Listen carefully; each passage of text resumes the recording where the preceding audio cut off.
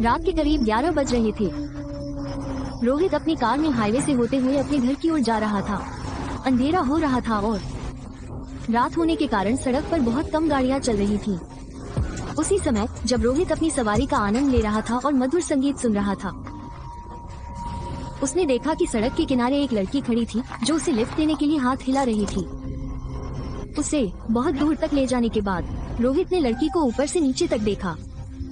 लड़की वाकई बहुत आकर्षक थी और उसके पास ट्रॉली सूटकेस के साथ सामान भी था और उसने बेहतरीन हीरे के गहने भी पहने हुए थे। लड़की की उम्र करीब 24-25 साल होगी। वो बहुत परेशान दिख रही थी। क्या हुआ मैडम? बताओ मैडम, इतनी रात में अकेली खड़ी होकर तुम कहाँ जाना चाहती हो? कोई नहीं मिल रहा है क्या? टैक्सी, मुझे घर जाना है। ओह, मेरा घर यहाँ से थोड़ी दूरी पर है। क्या तुम मुझे मेरे घर तक छोड़ सकते हो? लड़की को देखते ही रोहित के मन में यह विचार आया। लड़की अमीर परिवार से लगती है। उसने बहुत ही महंगे हीरे के हार पहने हुए हैं। ऐसा लगता है कि उसके सामान में भी काफी महंगी चीजें भरी होंगी। मैं उसे बचा हुआ सामान दे देता हूँ। मैं एक सुनसान जगह ढूंढूंगा, हमारे सारे गहने और नकदी ले लूंगा और अपनी बेटियों से छुटकारा पा लूंगा। जब रोहित ये सब सोच रहा था, लड़की ने पूछा, हेलो, आप कहाँ खो गए हैं? क्या आप मुझे लिफ्ट देंगे या मैं दूसरी कार देखूं? ये सुनकर रोहित अपने विचारों से बाहर आता है और जल्दी से अपनी कार के दूसरी तरफ का दरवाजा खोलता है और कहता है, अरे कोई बात नहीं, कार में बैठ जाओ और जरूरतमंदों की मदद करना हर किसी की जिम्मेदारी है। तुम, उसने कहा, मैं आपको आपके घर के पास छोड़ दूंगा। धन्यवाद। अब कृपया ये सूटकेस रखने में मेरी मदद करें। रोहित ने डिक्की खोली और उसमें उसका सूटकेस रख दिया।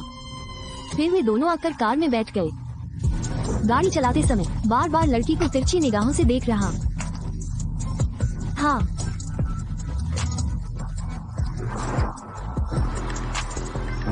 रोहित। इतना कहकर वो चुप हो गई, लेकिन रोहित बोलता रहा, इतनी अंधेरी रात में तुम अकेले कहाँ जा रहे हो? रोहित की बात सुनकर मंजरी ने दुखी मन से कहा, अब मैं तुम्हें क्या बताऊं? मैं तुम्हें ये सब नहीं बता सकती। बेहतर होगा कि हम इन सब बातों के बारे में बात न करें। मैं तुम्हें नहीं बता सकती। हाँ ठीक है, कोई बात नहीं। अगर तुम नहीं बताना चाहते तो रहने दो। लेकिन लोग कहते हैं कि दुख जाहिर करने से दुख कम हो जाता है। कोई बात नहीं। मंजरी ने कुछ नहीं कहा और चुप रहना ही बेहतर समझा। उधर रोहित गहनों और पैसों के बारे में सोच रहा था। ये सोचकर वो काफी खुश था। उसे लग रहा था कि जल्दी ही उसके पास ढेर सारा धन आ जाएगा। उसने सोचा कि बहुत दिनों बाद अमीरों की टोली फंसी है। एक सुनसान जगह के पास पहुंचकर मैं इस लड़की को खत्म कर दूंगा और फिर इसका सारा सामान मेरा हो जाएगा। क्या हुआ? तुमने गाड़ी क्यों रोकी? अरे, तुम देख नहीं सकते? हमारी गाड़ी के ठीक सामने एक लड़की जमीन पर लेटी हुई है। रोहित कार से बाहर आया और लड़की के पास गया। लड़की के चेहरे पर एक दुपट्टा पड़ा हुआ था और जैसे ही रोहित ने उसके चेहरे से दुपट्टा हटाया, तेज बिजली चमकी। आसमान में दरअसल वो वही लड़की थी जिसे रोहित ने अपनी कार में लिफ्ट दी थी। रोहित ने जब कार की तरफ देखा तो मंजरी अभी भी वही थी और मुस्कुरा रही थी। रोहित ने फिर जमीन पर पड़ी लड़की की तरफ देखा और अवाक रह गया क्योंकि वहाँ कोई नहीं था। अरे, वो लड़की कहाँ गई?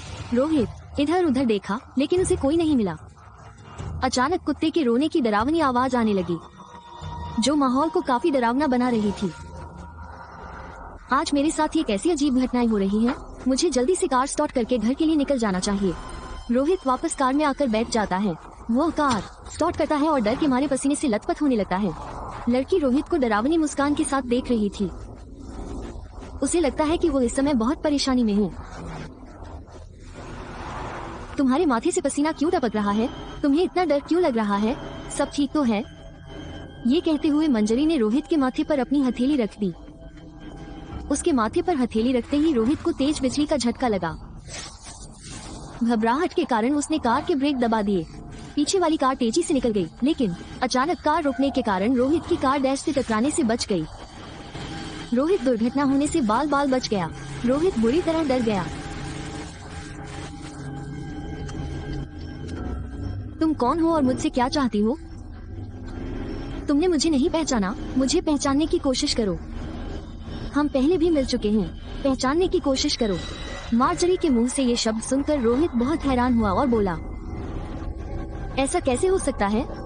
मैंने तुम्हें पहले कभी नहीं देखा और आज हमारी पहली मुलाकात है।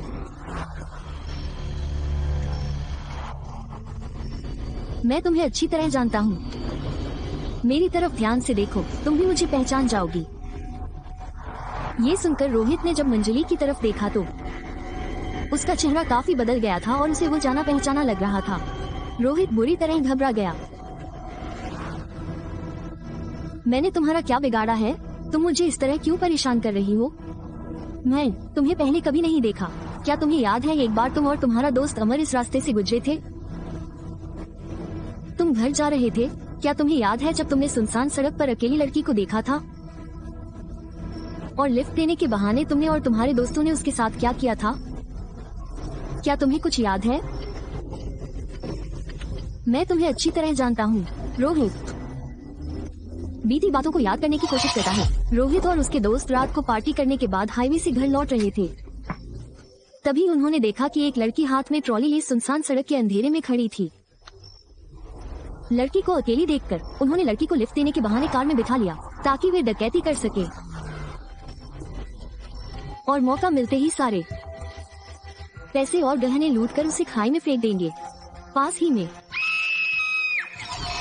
उन्होंने उसका सब कुछ छीन लिया। मैं वही मंजरी हूँ जिसे तुमने उस दिन अपनी कार से खाई में धकेल दिया था।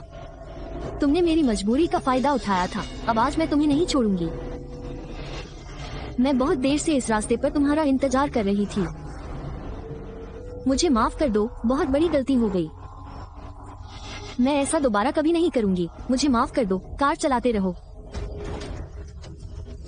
कार का चलना बंद नहीं होना चाहिए। जैसे ही तुम्हारा पैर ब्रेक पर पड़ता तुम्हारी सांस भी बंद हो जाती। जैसे ही मंजरी ने ये कहा वह जोर से हंसने लगी। उसकी पुतलियां सफेद हो गईं। उसके मुंह से दांत निकलने लगे और हाथों के नाखून बड़े हो गए। रोहित इस नतीजे पर पहुंच गया। चलाता रहा।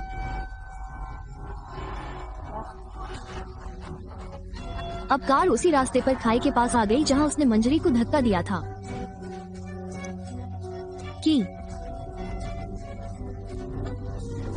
वो कार वो खुद को बचाने के लिए सड़क के दूसरी ओर भागा। तभी तेज गति से आ रही एक कार ने उसे जोरदार टक्कर मार दी और रोहित उड़ता हुआ उसी खाई में जा गिरा। बदला बदला बदला, अभी और बदला बाकी है। मेरा बदला अभी पूरा नहीं हुआ है। अमर अब तुम्हारी बारी है। मैं जल्दी वापस आऊंगा। बदला।